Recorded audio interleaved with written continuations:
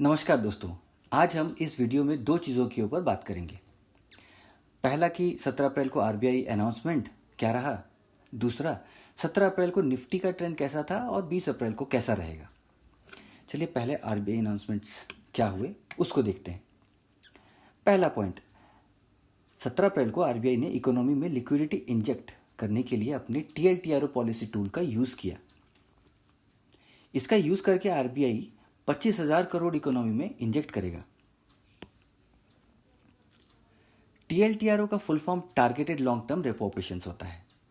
इसके तहत आरबीआई बैंकों को लोन देने के लिए बिडिंग करवाता है और उन बैंकों को एक फिक्स्ड रेपो रेट के तहत लोन देता है, और यही पैसा कॉमर्शियल बैंक्स जैसे कि एचडीएफसी, आईसीआईसीआई, एसबीआई, एक्सिस, ये बिजनेसमैन और जनरल पब्लिक को लोन के रूप में देते हैं। दूसरा पॉइंट, आरबीआई ने लिक्विडिटी एडजस्टमेंट फैसिलिटी एलएएफ के तहत 25 बीपीएस यानी 0.25% का रिवर्स रेपो रेट कट किया। ये रेपो रेट वो रेट ऑफ इंटरेस्ट होता है जिसके तहत कॉमर्शियल बैंक्स आरबीआई से शॉर्ट टर्म लोन लेते हैं।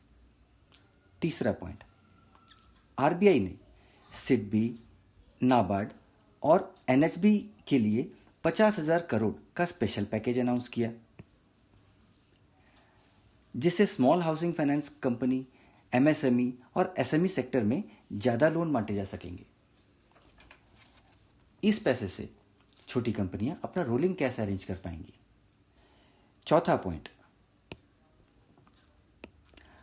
आरबीआई ने यह कहा कि कॉर्पोरेट बॉन्ड सेक्टर में तेजी आ रही है।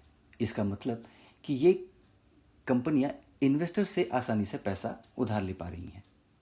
ये भारत की कंपनियों की अच्छी हालत भी दर्शाता है। हाल ही में आपने रिलायंस का शॉर्ट टर्म डिबेंचर सेलिंग का न्यूज़ भी सुना होगा। पांचवा पॉइंट, आरबीआई ने स्टेट गवर्नमेंट की डब्ल्यूएमए लिमिट में 60% की बढ़ोतरी की। डब्ल्यूएमए यानी वेज एंड मीन्स एडवांसेस होता है, जिसके तहत स्टेट गवर्नमेंट आरबीआई से अब ज़्यादा लोन ले पाएंगे। ये पैसा स्टेट गवर्नमेंट अपने बजटेड स्पेंडिंग बढ़ाने के लिए कर सकते हैं, जिससे रोजगार भी उत्पन्न हो सकता है। छठा पॉइंट, आरबीआई ने बैंकों के स्ट्रेस्ड एसेट्स यानी जो लोन वापस नहीं आ रहे हैं वैसे लोन की लेनदारी चेक करने की मोहलत बढ़ा दी है, 90 डेज से बढ़ा दी है। सातवां पॉइंट, आरबीआई ने बैंकों को लिक्विडिटी कैपिटल रेशियो यानी वो पैसा जो बैंक के डे टू डे ट्रांजैक्शन में यूज होता है उसकी रिक्वायरमेंट 20% कम कर दी है। इन सारे पॉइंट्स को अगर समराइज करें तो यह बोल सकते हैं कि इंडियन बैंकिंग सिस्टम में आरबीआई ने अभी के लिए अपने प्लान के हिसाब से सारे पर्याप्त लिक्विडिटी अरेंजमेंट्स कर दिए हैं। ये पैसा कितने सही तरीके से बिजनेसमैन और जनरल पब्लिक ले पाते हैं उससे इकोनॉमी में कुछ महीनों में अंतर पता चलेगा। अब चलिए निफ्टी का एनालिसिस करते हैं। आरबीआई के अनाउंसमेंट से 17 अप्रैल को निफ्टी गैप अप ओपन हुआ। आरबीआई का अनाउंसमेंट 10 बजे सुबह शेड्यूल था। इसी को एंटिसिपेट करते हुए निफ्टी पहले से पॉजिटिव ओपन हुआ। यहां पे एक छोटा गैप फॉर्मेशन आप देख सकते हैं, पर करीब सुबह 10 बजे से निफ्टी बियरिश हो गया और 12 बजे से आरबीआई के अनाउंसमेंट के बाद निफ्टी में फिर से तेजी आ गई। आपके सामने स्क्रीन पर निफ्टी का डेली चार्ट है। लास्ट 7 ट्रेडिंग सेशन से निफ्टी पॉजिटिव ट्रेंड में दिखाई दे रहा है। 7 ट्रेडिंग सेशन से निफ्टी पॉजिटिव में दिखाई दे रहा है।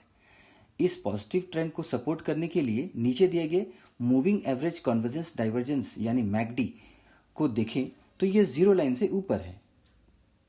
यहां पे ये जीरो लाइन से ऊपर क्रॉस किया है और पॉजिटिव क्रॉसओवर यानी short term McD long term McD को क्रॉस कर रहा है। ये पॉजिटिव क्रॉसओवर भी शो कर रहा है। और इसके साथ अगर स्टॉकेस्टिक को देखें तो ये भी पॉजिटिव ट्रेंड में है।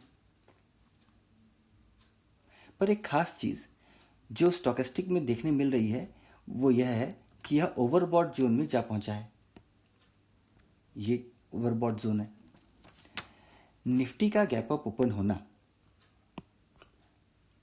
और स्टॉकेस्टिक का ओवरबॉट जोन में होना निफ्टी को शॉर्ट टर्म में बियरिश बनाता है। 20 तारीख को मार्केट शुरू होते ही डाउनसाइड फ्लक्चुएशन आ सकते हैं। इंट्राडे ट्रेडर्स शॉर्टिंग से पैसा बना सकते हैं और स्विंग ट्रेडर्स लोअर प्राइस पे खरीद के होल्ड एंड एग्जिट कर सकते हैं। आज के एनालिसिस में इतना ही। मैं वेल्थ पंडित की तरफ से फिर हाजिर होऊंगा। तब तक के लिए नमस्कार।